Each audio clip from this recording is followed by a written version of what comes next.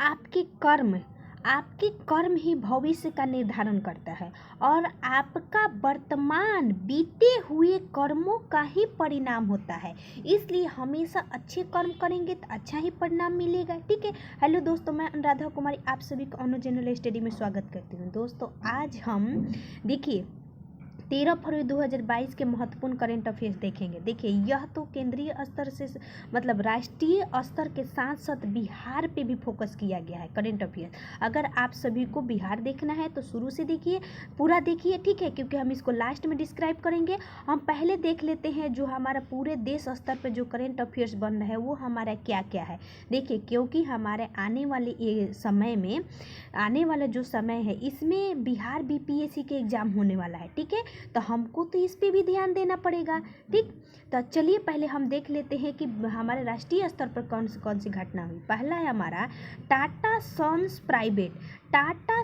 Private limited का फिर से किसे अध्यक्ष बनाया गया। देखिए टाटा ग्रुप है ना, टाटा, इसमें टाटा सन्स है। टाटा सन्स प्राइवेट लिमिटेड का भी हाल ही में एन चंद्रशेखरन को बनाया गया फिर से अध्यक्ष, याद रखिएगा। और इनका कार्यकाल 2022 में ख़त्म होने वाला था, तो 5 साल के लिए बढ़ा दिया गया। ठीक है, 1868 ईस्वी में इसका टाटा सन्स की स्थापना हुआ था, मुंबई में मुख्यालय है। अगला कुछ नियुक्तियां हम देख लेते हैं केंद्रीय स्तर को, जैसे कि एससीसी के अभी हाल ही में अध्यक्ष बने हैं कौन, एस किशोर, हम लोग 2 दिन पहले देखा था। फाइजर इंडिया के कौन बने हैं, प्रदीप शाह, फाइजर इंडिया के प्रदीप शाह। फाइजर इंडिया हमारा क्या है, दवाई कंपनी है। ठीक है, अब हमने यूजीसी देखा था दोस्तों, यूनिवर्सल ग्रांट कमीशन यानी विश्वविद्यालय अनुदान आयोग के अध्यक्ष कौन है, एम जगदीश रेड्डी। ठीक है, उसके अलावा दोस्तों विक्रम साराभाई स्पेस सेंटर का अध्यक्ष कौन है, इसके अध्यक्ष कौन बने थे, उन्नी कृष्ण नायर, याद रखिएगा उन्नी कृष्ण नायर। चलिए अगला क्वेश्चन, भारत ने किस शहर को पहला बुलेट ट्रेन मिलेगा, यानी भारत के किस शहर को पहला, हमने तो मेट्रो पढ़ा है, ट्रेन का बहुत सारा प्रकार पढ़ा है, लेकिन अब हमारा आता है दोस्तों बुलेट। तो बुलेट ट्रेन किसको मिलेगा पहली बार, तो सूरत शहर को मिलेगा, याद रखिएगा किसको मिलेगा, सूरत शहर को। 2024 तक ले इसको पूरा करने का लक्ष्य रखा गया है। ठीक है, अब कुछ हम लोग रेल के बारे में जान लेते हैं। पहला रेल व्यवस्था भारत में कब शुरुआत हुआ था, 16 अप्रैल 1853 ईस्वी को। इस समय भारत का गवर्नर जनरल कौन थे दोस्तों, तो वो थे डलहौजी, याद रखिएगा कौन थे, डलहौजी। ठीक है, चलिए आगे, मुंबई से थाने के बीच में यह चला था पहला, और 34 किलोमीटर, बहुत बार पूछा गया है कि 34 किलोमीटर मुंबई से थाने में पहला ट्रेन चला था।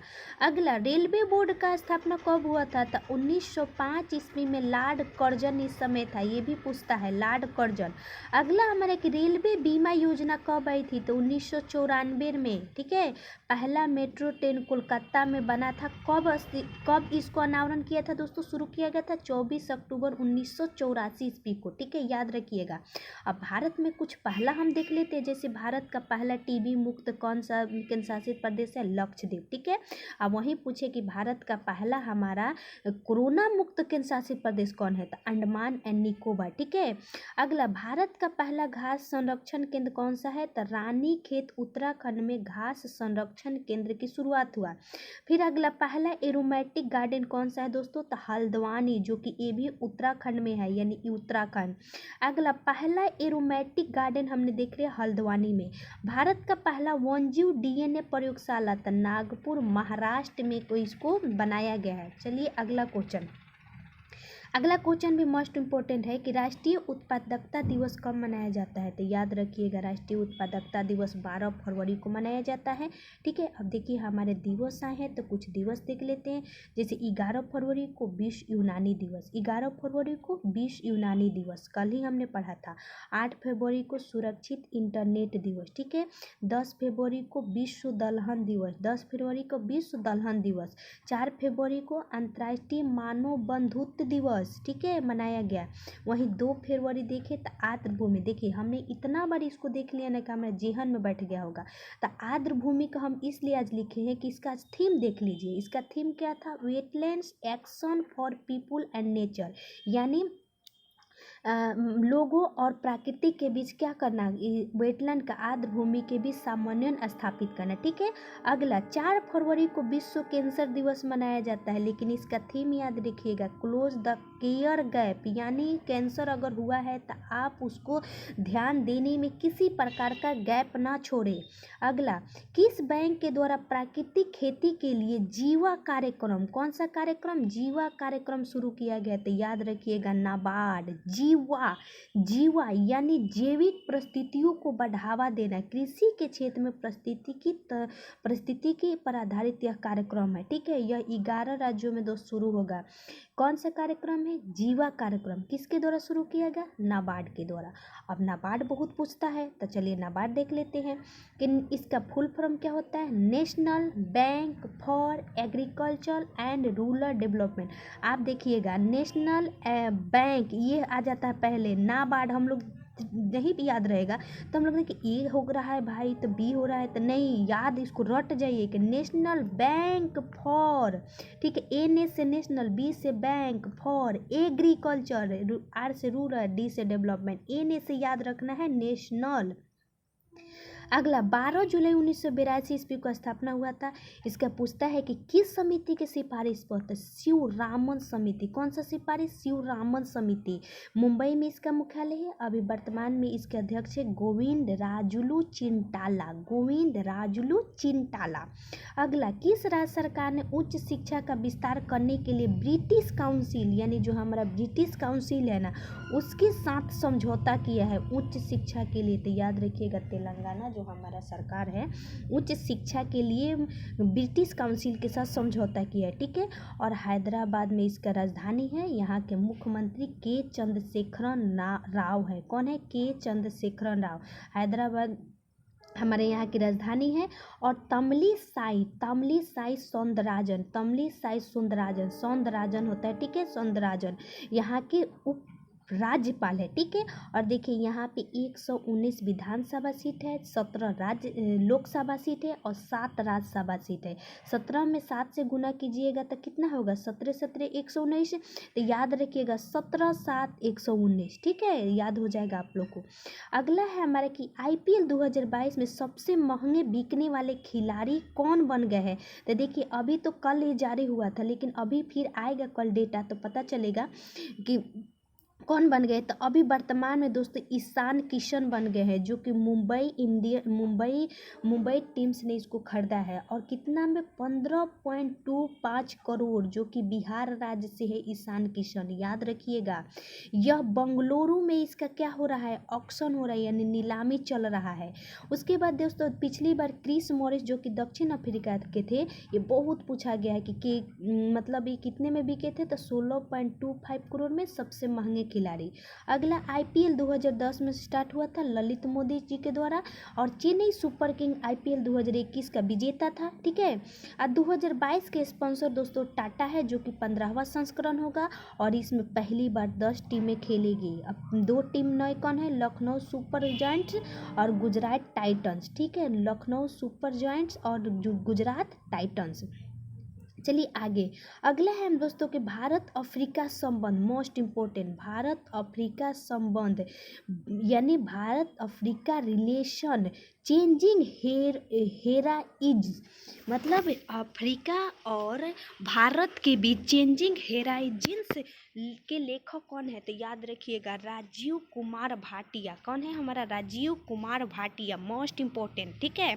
अगर कुछ और हम लोग देख लेते हैं, कुछ बुक देख लेते हैं, जैसे फियरलेस गवर्नेंस। हाल ही में किरण बेदी, जो हमारी किरण बेदी भारत की प्रथम IPS महिला थे, उनके द्वारा लिखा गया था। ठीक है। अगला गोल्डन बॉय नीरज चोपड़ा, तो इसको लिखा था नवदीप सिंह गिल। ठीक है। उसके अलावा अटल बिहारी वाजपेयी बुक सागरिका घोष, कौन लिखा था? अभी कल ही इसका अनावरण हुआ है। अगला इंडोमिटेबल पुस्तक तो अरुंधति भट्टाचार्य, ठीक है। उसके बाद ममता बियॉन्ड 2021 बुक तो जयंत घोष, क्योंकि ममता बनर्जी 2021 में बहुत फेमस हुई थी। अगला the spirit of cricket in India तो एस्ट्यूआ। देखिए हमने पिछला बार भी बताया है कि आप सभी रिवाइज करिए, संडे है तो संडे को अगर आप सभी कॉपी बनाए होंगे तो उसको रिवाइज करिए, और साथ में ये कितना देर का होगा, आधा घंटा आप किसी काम करते हुए भी चला कर देख सकते हैं। चलिए अब हमारा आता है बीपीएससी मुख्य फोकस। तो बीपीएससी के लिए करेंट अफेयर्स देखते हैं। पहला है हमारा, हाल ही में बिहार के किस, हाल ही में क्वेश्चन है हमारा, देखिए हाल ही में बिहार के किस मुख्यमंत्री नहीं होगा दोस्तों, कि व्यक्ति को केंद्र सरकार के द्वारा जीएसटी के तहत रियल एस्टेट क्षेत्र को बढ़ावा देने के लिए बनाए गए ग्रुप ऑफ मिनिस्टर का राष्ट्रीय संयोजक चुना गया है। बहुत बड़ी बात है, क्योंकि जो मंत्रियों का समूह है ना, उसमें बिहार के भी एक व्यक्ति को चुना गया है। ये हमारा है तारकिशोर प्रसाद, ठीक है। ये हमारा बिहार के वर्तमान में उप मुख्यमंत्री है और सह वित्त मंत्री है, यानी हमारे जो अभी राज्य में आएगा बजट वो कौन पेश करेगा, तारकिशोर प्रसाद, क्योंकि यह यहाँ के वित्त मंत्री है। अगला, स्मार्ट सिटी रैंकिंग में बिहार का कौन सा जिला प्रथम स्थान पर रहा, तो याद रखिएगा भागलपुर जिला 42वें स्थान पर, और पटना का स्थान भागलपुर के नीचे है, ठीक है। बिहार के किस जिले में 100 रोजगार ऐप लॉन्च किया गया, मोस्ट इम्पोर्टेंट 100 रोजगार ऐप, यानी आत्मनिर्भरता की प्राप्ति, यानी खुद से अपने देश में, राज्य में, जिले में खुद से किसी चीज़ का उत्पादन करना। तो ये हमारा हुआ है बक्सर में, ठीक है। देखिए बक्सर के चौसा में इसको लॉन्च किया गया है। चौसा यहाँ का एक शहर है। और देखिए चौसा किसके लिए फेमस है, हुमायूं और शेर शाह के बीच लड़ी गई 1539 ईस्वी के युद्ध के लिए फेमस है, जिसमें शेर शाह की जीत हो गई थी। चौसा में ही गंगा नदी प्रवेश करती है। चौसा कहीं कभी कहीं आपको बक्सर मिलेगा, कहीं भोजपुर मिलेगा, ठीक है। देखिए किस कवि के उपन्यास, मोस्ट इम्पोर्टेंट, किस कवि के उपन्यास को जापानी भाषा में क्या किया जा रहा है, रूपांतरित किया जा रहा है, तो याद रखिएगा फणीश्वर नाथ रेणु, जो कि बिहार के अररिया जिला की है, ठीक है।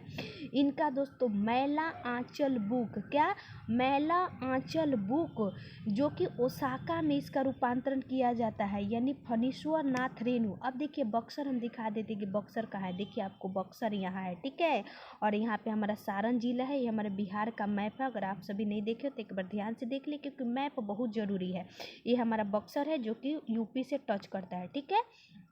चलिए आगे, अगला है हमारे बिहार के किस जिले से जन संपर्क अभियान शुरू है, क्या है क्वेश्चन, जन संपर्क अभियान। क्वेश्चन देखिए जन संपर्क अभियान, तो मधेपुरा, वन एवं पर्यावरण मंत्री द्वारा इसकी शुरुआत किया गया। अब देख ले कि मधेपुरा कहाँ है, तो देखिए ये हमारा है मधेपुरा, ठीक है, यानी सुपौल, अररिया, सहरसा, पूर्णिया के बीच में हमारा मधेपुरा है। चलिए आगे, अगला है क्वेश्चन कि अटल पेंशन योजना बिहार का कौन सा स्थान था, यानी अटल पेंशन योजना आपने सुना होगा कि जून 2015 में इसकी शुरुआत हुआ था, ठीक है। इसमें 60 वर्ष होने पर इसके जो भी लाभार्थी होंगे उनको पेंशन दिया जाएगा, ठीक है। कितना, 1000 से 5000 के बीच दिया जाएगा। तो इसमें भारत में बिहार का स्थान दूसरे नंबर पर है, ठीक है। चलिए आगे, अगला देख लेते हैं, हाल ही में बिहार के किस जिले को तैरता हुआ सौर ऊर्जा बिजली घर स्थापित किया गया, मोस्ट इम्पोर्टेंट, यानी किस जिले में तैरता हुआ सौर ऊर्जा बिजली घर स्थापित किया जाएगा, तो सुपौल में, जो कि पहली बार इससे दरभंगा में हुआ था, लेकिन इस बार सुपौल में होगा। अगला, बिहार के किस वन्यजीव अभयारण्य को टाइगर रिजर्व घोषित किए जाने की अनुमति प्रदान की गई है, यानी बिहार के किस टाइगर रिजर्व को, किस वन्यजीव अभयारण्य को टाइगर रिजर्व घोषित किए जाने की अनुमति प्रदान की गई है, अभी मिला नहीं है, तो याद रखिएगा बिहार में एक ही है जिसका नाम है Valmiki tiger reserve, Valmiki tiger reserve, जो कि बिहार का एकमात्र टाइगर रिजर्व है, ठीक है। उसके अलावा कैमूर वन्यजीव अभयारण्य को टाइगर रिजर्व घोषित करने की क्या अनुमति मिल गई है। चलिए कुछ बातें देख लेते हैं। राष्ट्रीय टाइगर संरक्षण प्राधिकरण द्वारा इसकी मान्यता दी गई है अभी हाल ही में। 7 अप्रैल 1973 ईस्वी को टाइगर रिजर्व क्या हुआ था, आया था, यानी 1973 ईस्वी में प्रोजेक्ट टाइगर आया था। 29 जुलाई को वैश्विक बाघ दिवस हर साल मनाया जाता है। 29 जुलाई 2010 को क्या हुआ था दोस्तों, रूस के सेंट पीटर्सबर्ग में बाघ सम्मेलन हुआ था। इसी सम्मेलन में टाइगर दिवस मनाने की बात की गई, इसलिए टाइगर को बचाने के लिए प्रत्येक वर्ष 29 जुलाई को टाइगर दिवस मनाया जाता है। चलिए अब हमारा कैमूर का बात है, तो कैमूर हमारा जिला है, कैमूर हमारा शहर है, लेकिन भभुआ का क्या है, हमारा भभुआ जिला है। भभुआ का मुख्यालय हमारा कौन सा है, कैमूर है, याद रखिएगा, कैमूर जिला नहीं है, भभुआ हमारा जिला है, ठीक है। उसके अलावा दोस्तों बक्सर, रोहतास, बक्सर, कैमूर, इसे क्या होता है, बक्सर रोहतास इसे टच करता है दोस्तों। उसके अलावा हमारा पटना प्रमंडल में आता है, मोस्ट इम्पोर्टेंट, किस प्रमंडल में आता है, पटना प्रमंडल में आता है। और देखिए कि पटना प्रमंडल में कौन कौन सा आता है, तो हम आपको दिखा देते हैं। पटना, भोजपुर, बक्सर, कैमूर, रोहतास, नालंदा, क्योंकि हमारे बिहार में कितने प्रमंडल हैं, 9 प्रमंडल हैं। तब पटना प्रमंडल में कौन कौन आता है, पटना आता है खुद। उसके बाद ये सारे जो क्षेत्र है ना, याद रखिएगा, भोजपुर, बक्सर, रोहतास, कैमूर, जिसको हम लोग भभुआ जिला कहते हैं। तो 1 2 3 4 5 यानी हमारे जो है इसमें पटना प्रमंडल में 6 जिले आते हैं, ठीक है। तो मोस्ट इम्पोर्टेंट आप याद रखिएगा कि पटना प्रमंडल में हमारा कौन कौन से जिले आते हैं, रोहतास और नालंदा, ठीक है। अगला है हमारा कि बिहार के किस जिले में नया बंदरगाह है, यानी नया बंदरगाह बनाया जाएगा, तो हमारा सारण जिले में नए बंदरगाह बनेगा, क्योंकि छोटे छोटे जो बंदरगाह बनते हैं ना, वो अभी हाल ही में सारण जिले में इसकी घोषणा की है। अगला क्वेश्चन है, आयुष्मान भारत योजना के क्रियान्वयन में बिहार का कौन सा जिला प्रथम स्थान पर है, तो याद रखिएगा रोहतास, क्योंकि आयुष्मान भारत योजना देश की सबसे बड़ी स्वास्थ्य बीमा योजना है, ठीक है। उसके बाद सासाराम में शेरशाह का मकबरा है। अंतिम क्वेश्चन हमारा बिहार से है दोस्तों, मोस्ट इम्पोर्टेंट, बिहार के कितने व्यक्तियों को पद्म पुरस्कार दिया गया है 2021 में, तो 2021 में 5 लोगों को दिया गया था। एक तो हमारा पद्म भूषण और 4 को पद्म श्री। एक तो रामविलास पासवान जो कि खगड़िया के हैं, इनको पद्म भूषण मिला था क्योंकि पहले केंद्रीय मंत्री थे। दुलारी देवी मिथिला पेंटिंग से थी। मृदुला सिन्हा मुजफ्फरपुर की थी, ठीक है। ये हमारा दोस्तों याद रखिएगा, मृदुला सिन्हा गोवा के उपराज्यपाल भी रह चुकी है, राज्यपाल सॉरी। उसके बाद दिलीप कुमार सिंह अगला है दोस्तों ये हमारा मेडिकल क्षेत्र से थे। और रामचंद्र माझी दोस्तों हमारे सारण जिला से, सारण क्षेत्र से रामचंद्र माझी, आप देखे होंगे कि भिखारी ठाकुर का जो आता था दोस्तों नाटक, उसमें इन्होंने पार्टिसिपेट करते थे, ठीक है, रामचंद्र माझी। अगला हमारा देख लीजिए, अभी 2022 में 2 बिहार के व्यक्तियों को पद्म पुरस्कार मिला है। अगला आचार्य चंदन नाजी और सवाल गुप्ता, जिनको मरणोपरांत मिला है। तो कौन है, आचार्य चंदन नाजी और सवाल गुप्ता। दोस्तों अगर आप सभी को मेरा प्रयास अच्छा लगा होगा दोस्तों, प्लीज़ मेरे वीडियो को लाइक करें, चैनल को सब्सक्राइब करें और स्टडी ग्रुप में शेयर करें। थैंक यू सो मच दोस्तों। आप सभी देखिए, ये जो मैं करंट सीरीज चला रही हूँ बिहार स्पेशल, आप सभी ज़रूर देखें जो बीपीएससी की तैयारी कर रहे हैं, चाहे